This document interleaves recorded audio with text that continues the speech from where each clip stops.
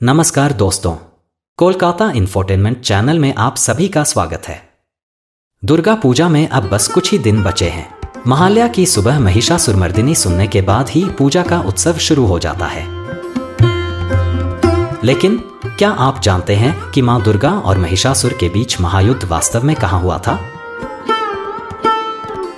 मां दुर्गा ने महिषासुर का सिर कहां काटा था? आज के वीडियो में मैं आपको उसी जगह की जानकारी दूंगा। यह स्थान बंगाल में नहीं बल्कि पश्चिमी घाट की 7 चोटियों से घिरा हुआ एक पहाड़ है, जहां मां दुर्गा ने त्रिभुवन को आतंकित करने वाले महाबली महिषासुर का वध किया था। इस पहाड़ की एक गुफा में मां को सप्तशृंगी के रूप में पूजा जाता है। इस पवित्र स्थान को सप्तशृंगगढ़ के नाम से जाना जाता है। सप्तशृंगगढ़ कैसे पहुंचे? सबसे पहले आपको महाराष्ट्र के नासिक जाना होगा। नासिक के किसी भी हिस्से से पुराने सेंट्रल बस स्टैंड पहुंचे। नासिक में 2 सेंट्रल बस स्टैंड हैं, एक पुराना और एक नया। आपको पुराने बस स्टैंड जाना है। यहां से सप्तशृंगगढ़ 65 किलोमीटर दूर है और बस से वहां पहुंचने में 2 से ढाई घंटे लगते हैं। टिकट की कीमत 110 रुपए है।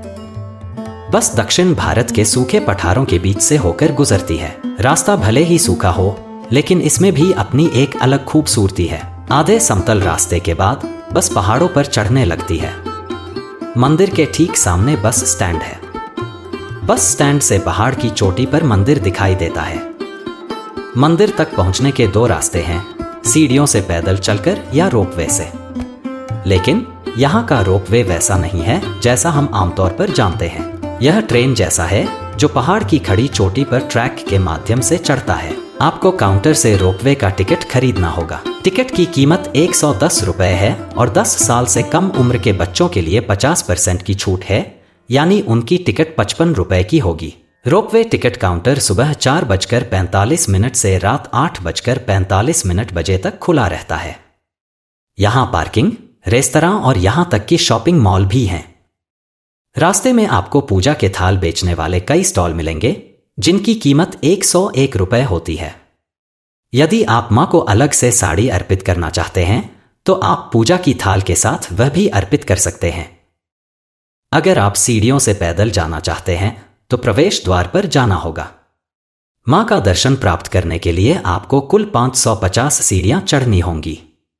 प्रवेश द्वार के सामने एक पीतल का भैंस का सिर रखा है, जो सिंदूर से सना हुआ है। यह महिषासुर मंदिर है। कहा जाता है कि यही मां दुर्गा ने महाबली महिषासुर का वध किया था। मरते समय महिषासुर ने मां की स्तुति की और मां ने उसे वरदान दिया कि जहां भी महिषासुरमर्दिनी दुर्गा की पूजा होगी, वहां महिषासुर की भी पूजा होगी। इसलिए यह महिषासुर मंदिर है। सीढ़ियों से आगे बढ़ते हुए आपको सिद्धिदाता गणेश का मंदिर मिलेगा। कुछ सीढ़ियां चढ़ने के बाद राम मंदिर आता है। यहां चढ़ते चढ़ते आप देख सकते हैं कि आपने कितनी सीढ़ियां पार कर ली हैं और कितनी अभी चढ़नी बाकी हैं। अगर आपने रोपवे का टिकट लिया है, तो टिकट पर आपका सीट नंबर लिखा होगा। उस नंबर के अनुसार आपको अपनी लाइन में खड़ा होना होगा। रोपवे के आने पर उसमें बैठ जाएं। जैसा मैंने पहले कहा था, यहाँ का रोपवे वैसा नहीं है जैसा हम जानते हैं, बल्कि यह कई बॉक्सों से बना है जो एक दूसरे से थोड़ा ऊपर होते हैं। रोपवे से नीचे देखने पर अद्भुत प्राकृतिक दृश्य दिखाई देते हैं। अब एक जरूरी बात बता दूं, मंदिर रात 9 बजे तक खुला रहता है। रात में मंदिर में भीड़ बहुत कम होती है, जिससे आप आसानी से मां का दर्शन कर सकते हैं। लेकिन अमावस्या, पूर्णिमा या विशेष तिथियों को छोड़कर रात में पहाड़ की चोटी से नीचे की जगमगाती रोशनी अद्भुत लगती है। दिन में आएंगे तो आसपास के पहाड़ों का सुंदर दृश्य देख सकेंगे, जिनमें एक प्रसिद्ध चोटी मार्कंडेय पर्वत है। यह स्थान ऋषि मार्कंडेय की तपस्या स्थली थी, जहां से वह मां दुर्गा की स्तुति करते थे। दिन में प्राकृतिक सुंदरता देखने के साथ साथ आपको काफी भीड़ का सामना भी करना पड़ सकता है। अब आपको तय करना होगा कि आप कब आना चाहते हैं। रोपवे से आने के बाद आपको लगभग 30 और सीढ़ियां चढ़नी होंगी। इसके बाद आप मां के दरबार में पहुंचेंगे। यहाँ की 10 भुजी मूर्ति को स्वयंभू माना जाता है, यानी इसे किसी ने बनाया नहीं। बल्कि मां खुद यहां प्रकट हुई थी। यहां देवी की मूर्ति अपार शांति और मोहिनी रूप में विराजमान है, जैसे शत्रुओं का वध करने के बाद मां के चेहरे पर शांति छा गई हो। मंदिर से नीचे उतरने के बाद 200 मीटर की दूरी पर प्रसादालय है।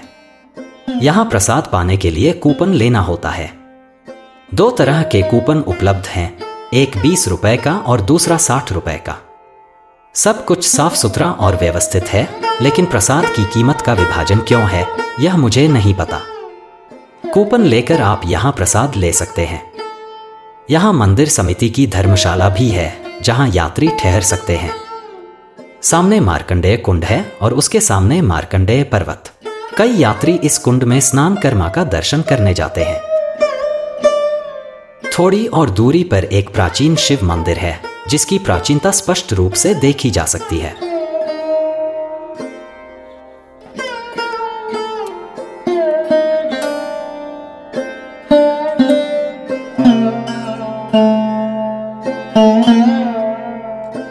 अंत में एक बात कहना चाहूंगा कि महाराष्ट्र में मार्च से जून तक बहुत गर्मी पड़ती है और सप्तशृंगगढ़ भी इसका अपवाद नहीं है।